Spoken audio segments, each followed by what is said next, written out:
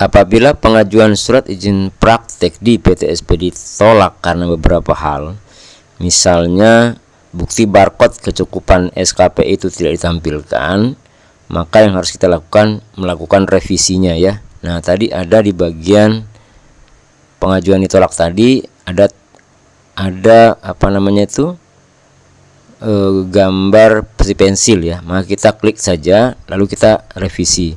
Nah, di sini kita perbaiki data-data yang kita anggap atau kita nilai belum sesuai dan lengkapi data-data yang sudah ditampilkan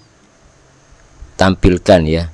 Nah, di sana tadi kita lihat bahwa pengajuannya harus diubah menjadi perpanjangan. Kemudian kita cek pada bagian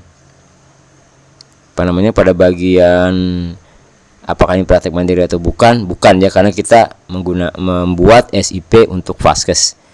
Kita lanjut ke bagian-bagian berikutnya, alamat lengkap dan lain-lain, lengkapi ya sesuai dengan menu isiannya. Yang penting jangan ada yang salah gitu ya, atau kita menggunakan data yang tidak sesuai.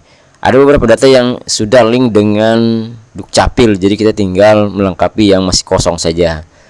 Untuk tempat bekerja, pastikan alamat yang ditulis dengan lengkap ya, mulai dari jalan, RT, kalau ada gangnya atau nomornya ya, kemudian desa atau kelurahan, lalu kecamatan dan kabupaten. Lengkapi saja dengan sebaik-baiknya, karena ini nanti akan tampil di surat izin praktiknya.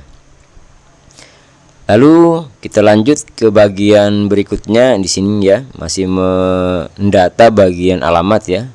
Nah, di bagian ini jadwal kerja atau jadwal praktik itu tampilkan kalau di rumah sakit sesuai jam kerja yang ditetapkan rumah sakit.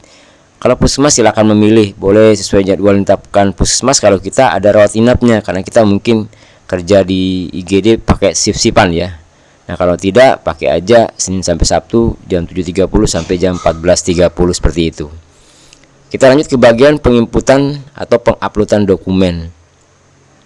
Dokumen-dokumen yang dibutuhkan seperti NPWP, KTP itu siapkan dahulu ya, jangan sampai nanti ada yang ketinggalan. Kemudian surat keterangan pimpinan Vaskes ya. Nah ini bukti kecukupan SKP ya. Coba perhatikan, ini surat pernyataan dulu ya. Surat pernyataan kecukupan SKP itu bermaterai 10.000. Silakan download saja ya, banyak di internet. Kemudian kode barcode-nya. Nah, ini yang kita tampilkan di bagian bukti barcode ini. Yang pertama yaitu pencarian SKP, bukti pencarian SKP. Tidak tercukupi nggak apa-apa ya bagian awalnya. Kemudian bagian kedua pelataran sehat kita, SKP-nya, lalu kemudian SKP platform. Nah, di sini kita lihat itu jumlahnya kurang dari 50 SKP, nggak apa-apa ya. Jadi karena kita menggunakan pengusulan SIP dengan diskresi. Artinya apa? SKP kita itu tidak cukup, tapi kita boleh mengajukan. Namun setelah SIP-nya terbit, kita tetap harus mencukupkan SKP-nya sampai sesuai dengan aturan. Ini karena saya mencontohkan yang punya perawat, ya biasanya 50 SKP ya. Hitungannya 50 SKP. Sampai 31 Desember 2024 itu harus cukup ya. Jadi nggak apa-apa, kita sekarang belum cukup. Yang penting kita tampilkan dokumen-dokumen seperti tadi ya.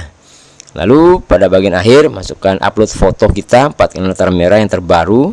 Kemudian revisi persyaratan ya.